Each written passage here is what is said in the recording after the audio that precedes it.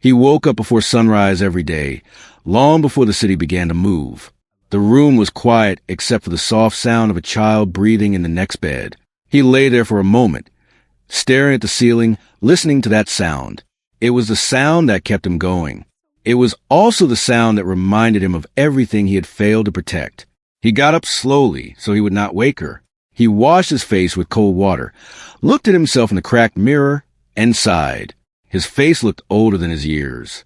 Life had carved lines into it, just like the ones carved into his heart. He dressed in worn clothes and began preparing breakfast. The girl woke up when she smelled the food. She sat up quietly, rubbing her eyes. One side of her face was marked by deep scars that ran from her cheek to her jaw.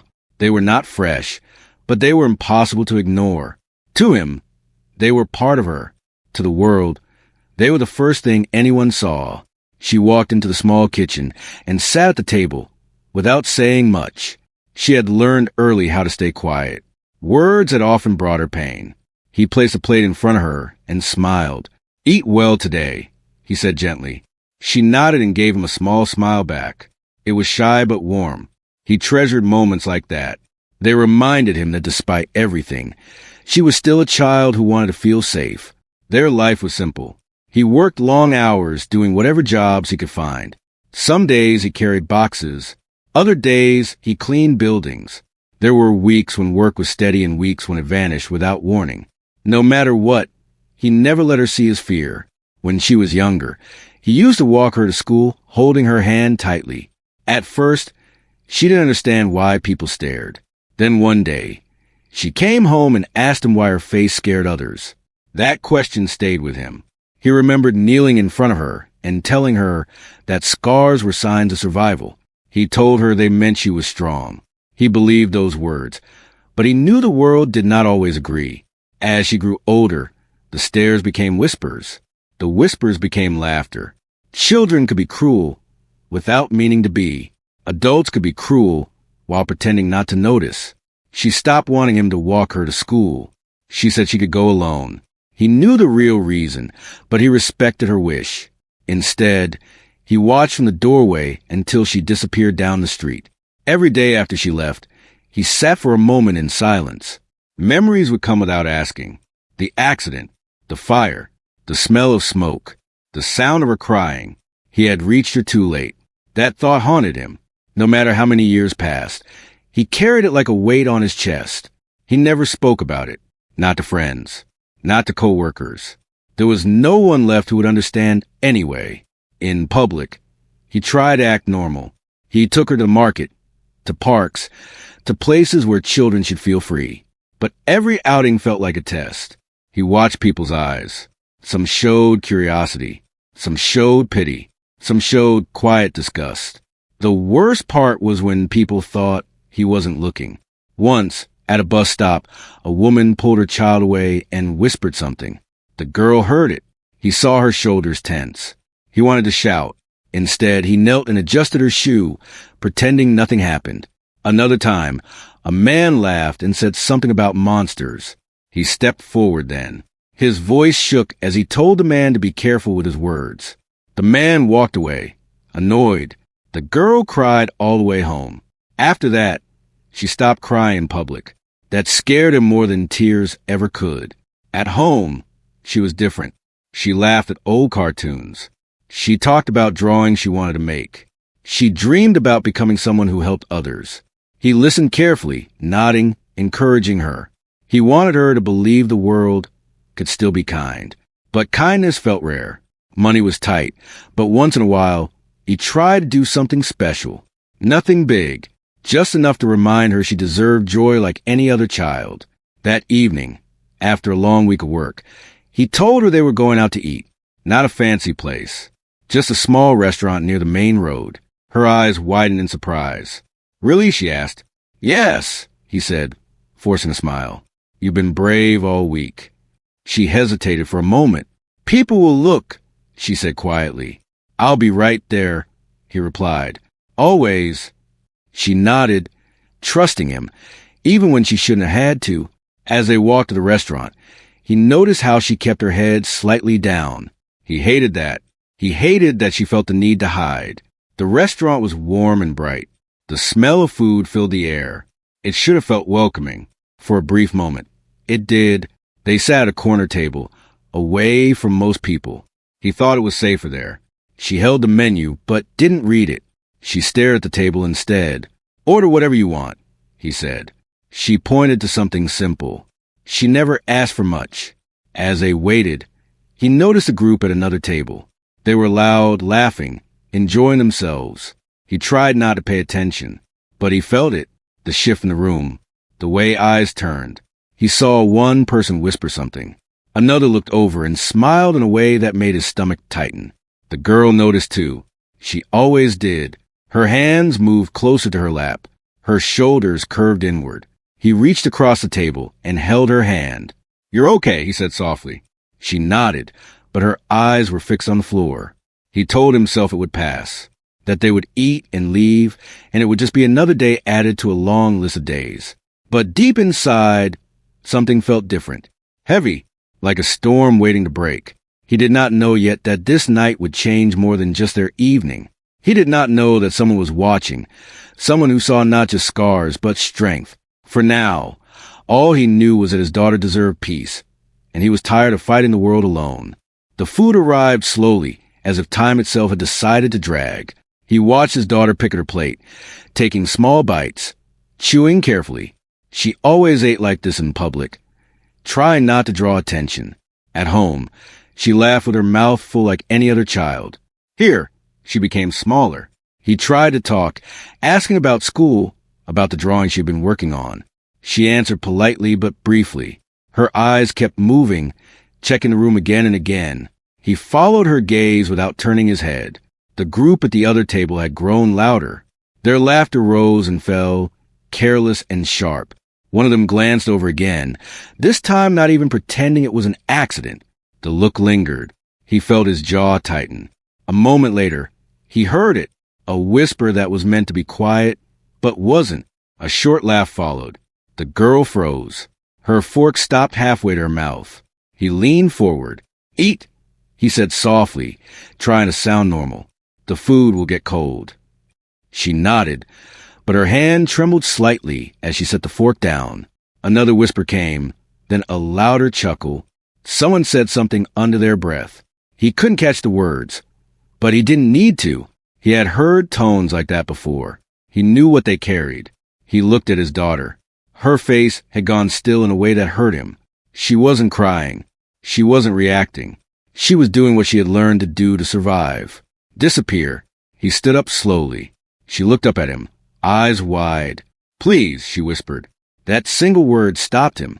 It was not fear of the strangers. It was fear of making things worse. Fear learned over years. He sat back down, his hands clenched under the table. His heart beat loudly in his ears. He hated himself in that moment. He hated that he had taught her silence was safer than truth.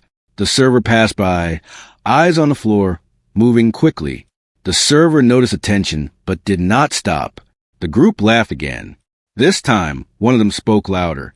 "Kids like that shouldn't be brought out," someone said. The room seemed to shrink. The girl's head dropped. Her shoulders curved inward like she was trying to fold herself away. Something broke inside him. He stood again, this time pushing his chair back harder than he meant to. The sound cut through the room. Conversations nearby stopped. A few people looked over, curious but cautious. He walked toward the table where the group sat. His voice shook, but it was steady enough. "She's a child," he said, "and you don't get to talk about her like that." One of them rolled their eyes. "Relax," they said. "It was just a joke." He stared at them. Jokes are meant to make people laugh. "She's not laughing." Another person smirked. Then, "Don't bring her out if you can't handle it." He felt heat rise to his face. Words rushed his tongue, heavy and sharp. He wanted to tell them everything. About the fire, about the pain, about the nights he stayed awake listening to her breathe because he was afraid she would stop. But none of that would matter to people like this. Before he could speak again, a voice cut in. "That's enough." It was calm, not loud, but it carried. Everyone turned. The waiter stood a few steps away. He was young, dressed simply, holding a tray he had clearly forgotten about. His hands were steady.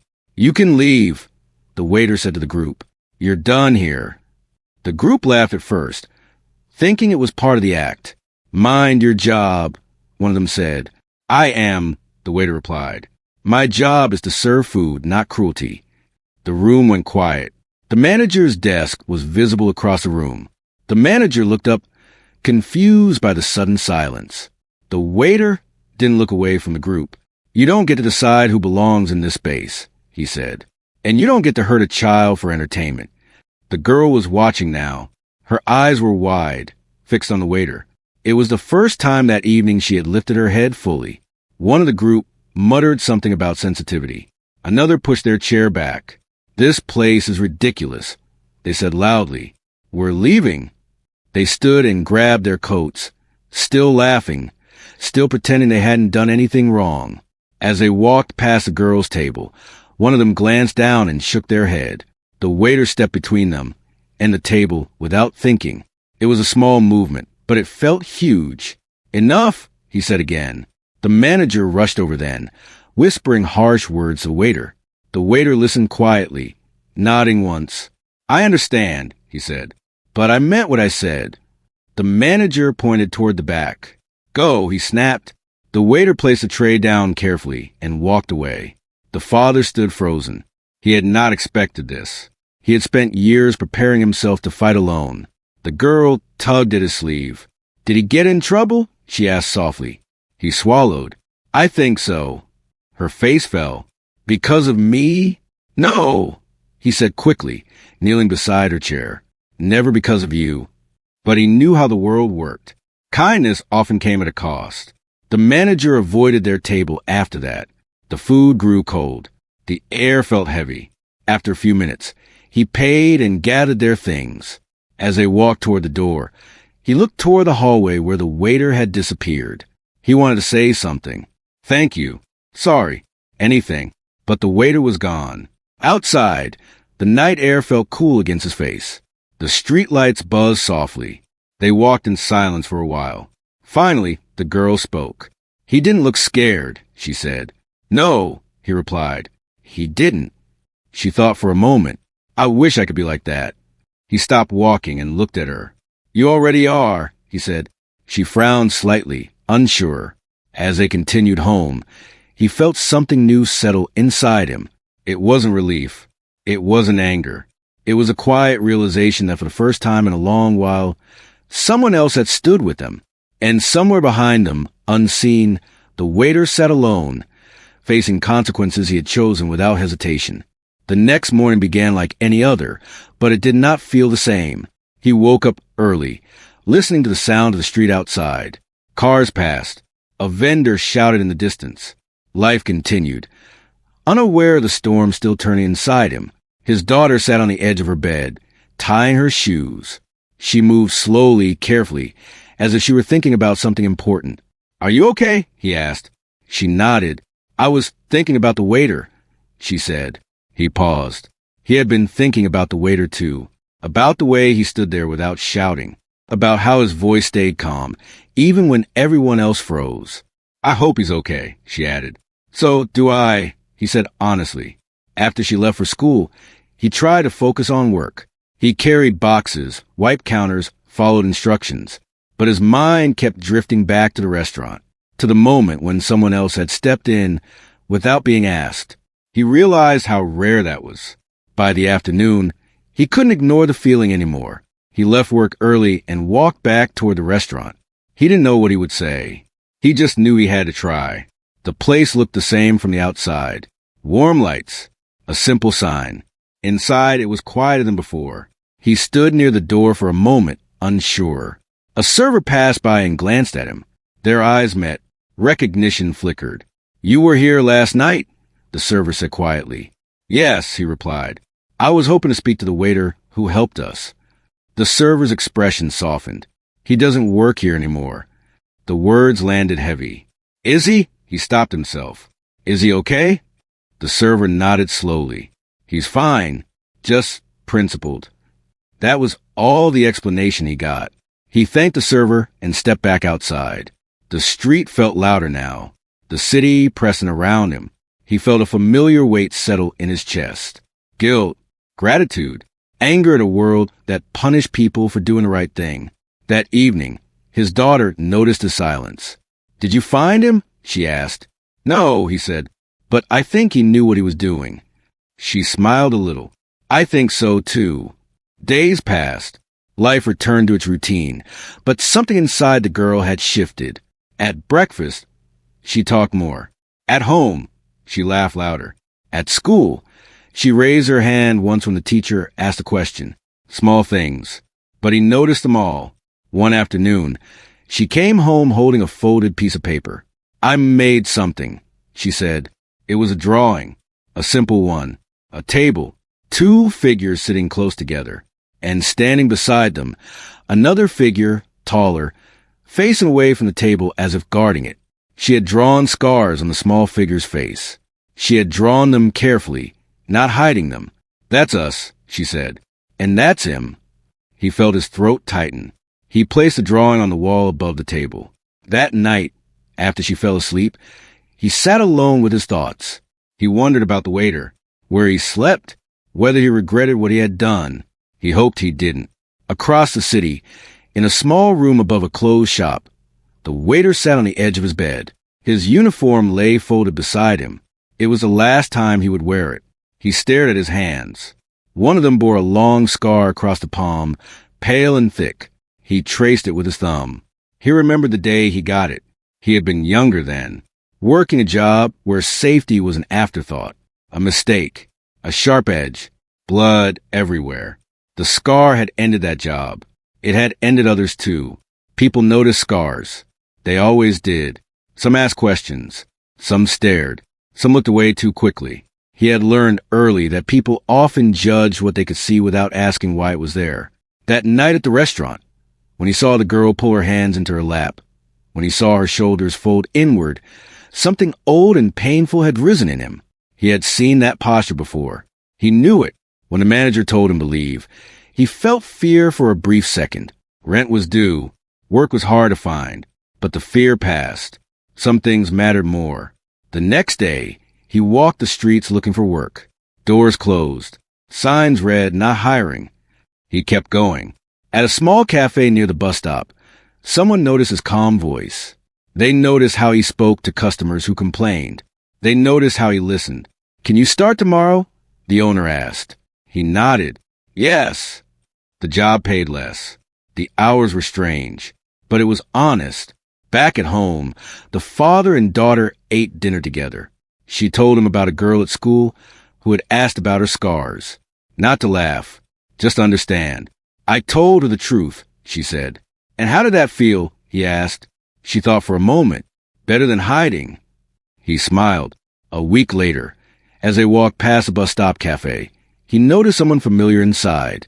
A calm face, a steady presence behind the counter. He stopped. The girl followed his gaze. Her eyes widened. "It's him," she whispered. They stepped inside. The waiter looked up. Recognition passed between them. He smiled small and real. "Hello," he said. The father stepped forward, emotion heavy in his voice. "Thank you." The waiter shook his head gently. "No," he said. "Thank you for letting me do what I should have done." The girl stepped closer. She held out the drawing, now creased from being carried too many times. "I made this," she said. He took it carefully. His eyes softened. "That means more than you know," he replied. As they sat together for a moment, sharing simple words and quiet understanding, none of them knew how far that one moment of courage would travel, but all of them felt it. Change does not always arrive loudly. Sometimes it comes in a calm voice, a steady step forward, and the choice to stand where it would be easier to walk away. The days that followed felt quieter, but fuller, not louder in sound, just heavier with meaning. The father noticed it first in the mornings. His daughter no longer rushed through breakfast. She sat straighter. She talked about small things that once stayed locked inside her. One morning, she asked if she could wear her hair tied back for school. He paused, surprised. She usually kept it loose, letting it fall over one side of her face. He waited, letting the choice be hers. "I want to try," she said. "All right," he replied. He helped her tie it, careful not to pull too tight. When she looked in the mirror, she did not smile, but she did not look away either. That felt like progress. At school, things did not change overnight. Some children still stared. A few whispered. But something in her had shifted. When someone looked too long, she met their eyes instead of shrinking, not with anger, just calm. The teacher noticed too. During class, she spoke more clearly. When asked to read, her voice trembled at first, then steadied. The room stayed quiet. No laughter. No comments. After school, she walked home with a new feeling in her chest. It wasn't happiness. It was courage. The father felt it in his own way. At work, he stopped apologizing for things that weren't his fault. He asked questions. He stood a little taller. He realized that watching someone else stand up had reminded him how to do the same. They returned to the cafe once or twice a week.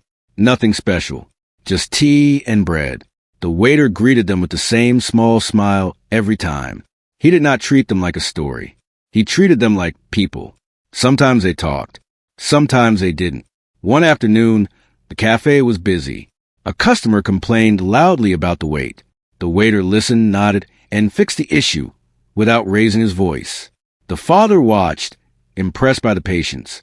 Later, as they sat by the window, the girl asked, "Were you scared that night?" The waiter thought for a moment. "A little," he said, "but I was more scared of staying quiet." She nodded, taking that in. News of the restaurant. Instant spread in small ways. Not online, not loudly, just through people talking. Someone told someone else. A story passed from mouth to mouth. Some praised the waiter. Some criticized him. Opinions clashed. The father heard bits of it from co-workers. "Did you hear about that server who lost his job?" One asked. He should have stayed out of it. The father said nothing. He finished his work and went home. At home, his daughter showed him another drawing. This one was different. It showed a group of people sitting together, all shapes and sizes. Some had marks. Some did not. Everyone looked equal. "I want to hang this at school," she said. "Do you want help?" he asked. She shook her head. "I can do it." The next day, she carried it carefully in her bag. She showed it to the teacher, explaining what it meant. The teacher listened, then nodded. They put it on the wall. A few students asked questions. Real ones, not cruel ones. She answered honestly. Her voice did not shake. That afternoon, she came home smiling. Really smiling. "I think they understood," she said. He hugged her, holding on a second longer than usual. Across town, the waiter adjusted to his new routine. The cafe job was steady. The owner trusted him. Customers liked him. Some recognized him from the story they had heard. "You're that guy," one said once. He just nodded. "I work here," he replied. He did not want praise. He did not want attention. He wanted the world to be quieter about cruelty and louder about decency. One evening, after closing, the cafe owner handed him an envelope. Inside was a small raise. No speech, just appreciation. He walked home feeling lighter. A few weeks later, the father received a note from the school. There was a small art event planned. Parents were invited. Students could explain their work. His daughter hesitated when she showed him a note. "You don't have to," he said gently. "I want to," she replied. "But I want you there." "I'll be right there," he said. Always. The day of the event, the room buzzed with voices. Parents moved from table to table. Children stood by their work. When it was her turn, she took a deep breath and spoke. She talked about scars, about accidents, about surviving, about kindness. Some parents looked uncomfortable. Others nodded slowly. She finished without rushing. The room was quiet for a moment. Then someone clapped. Then another. The father felt tears rise, but he did not hide them. Afterward, as they walked home, she squeezed his hand. "I wasn't scared," she said. "I know," he replied. That night, they stopped by the cafe. It was almost closing time. The waiter was wiping the counter.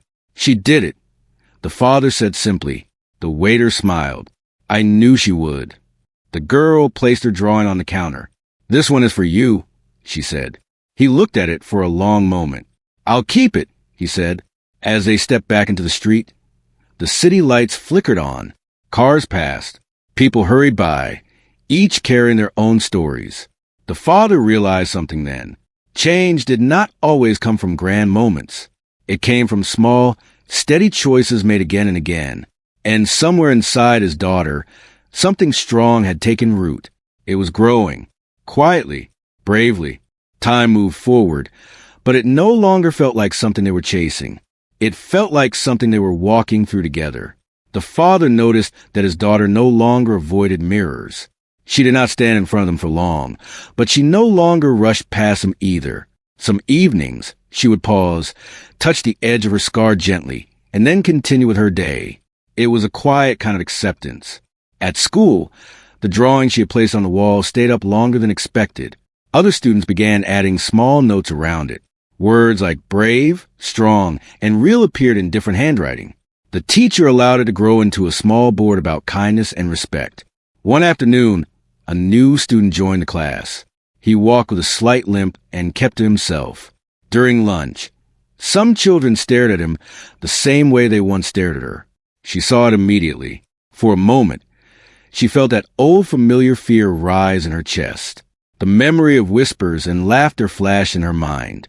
She could have looked away. She could have stayed silent. Instead, she stood up and walked over to him. "Do you want to sit with me?" she asked. He looked surprised, then nodded. From across the playground, a few children watched. But this time, there was no laughter. When she came home and told her father what she had done, he listened without interrupting. He saw the quiet pride in her eyes. "You didn't have to," he said softly. "I know," she replied, "but someone did that for me." He understood. The cafe became part of their routine. The waiter had settled into his role there. Customers respected him. Some even sought him out because they trusted his calm way of handling things. One evening, a family entered the cafe with a young child who had a visible birthmark across her face. The child clung to her mother's side, nervous. The father noticed it. So did the waiter. Without making it obvious, the waiter welcomed them warmly and chose a table near the window where the light felt soft, not harsh. The girl watched carefully. When the child looked uncertain, she smiled at her. Not a forced smile, just a normal one. The child smiled back. It was a small moment, almost invisible, but it mattered. Later that night, as they walked home, the father spoke quietly. "You see what's happening, don't you?" She looked up at him. "What?" "You're not just surviving anymore," he said. "You're changing things." She thought about that for a long moment. "I don't want anyone to feel how I felt," she said finally. He squeezed her hand. That strength. Months passed. Seasons shifted. The sharp pain of that night at the restaurant faded into memory, but it never disappeared completely. It had become part of their story. Not the most painful part, not the happiest part, but an important one. One day, the father received a message from someone who had been at the restaurant that night. The person apologized. They said they had stayed silent when they should have spoken up. He read the message twice. He showed it to his daughter. She read it quietly and handed it back. "Maybe they learned something," she said. "Maybe," he agreed. The world had not transformed overnight. There were still stares sometimes, still moments that stung. But those moments no longer defined her. At the school's end-of-year gathering, students were asked to share something they had learned.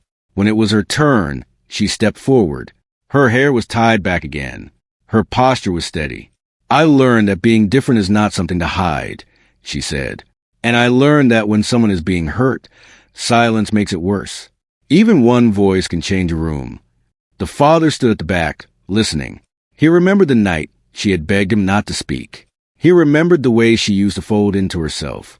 Now she stood tall. After the gathering, the waiter came by. He had been invited quietly by the teacher after hearing the full story from a father weeks earlier. The girl ran up to him, surprised but happy. "You came," she said. "I wouldn't miss it," he replied. They stood together for a moment, not saying much. They did not need long speeches. They understood what had passed between them. As the sun began to set, families slowly left the schoolyard. The air felt warm and soft. The father looked at the waiter. "You changed our lives," he said honestly. The waiter shook his head gently. No, he said. She did. I just refused to look away. They stood in silence for a few seconds. Before leaving, the waiter said something that stayed with them both. Scars are not signs of weakness, he said. They are proof that something tried to break you and failed. The girl held those words close. Years later, when she looked back on her childhood, she would not remember only the whispers or the laughter. She would remember the night someone stood up. She would remember her father's steady presence. She would remember the moment she chose to stand up for someone else. The father, too, changed. He no longer carried the accident as only guilt. He began to see it as something they had survived together. He stopped blaming himself for what he could not control and focused on what he could build. The waiter continued working, living quietly, helping in small ways that rarely made headlines. But those small ways reached further than he ever knew. The world did not become perfect. But in one corner of it, because one person spoke up, a child learned to see herself differently. And that changed everything. The scars remained. They always would. But they no longer told a story of shame. They told a story of survival, courage, and the simple power of not staying silent when it matters most.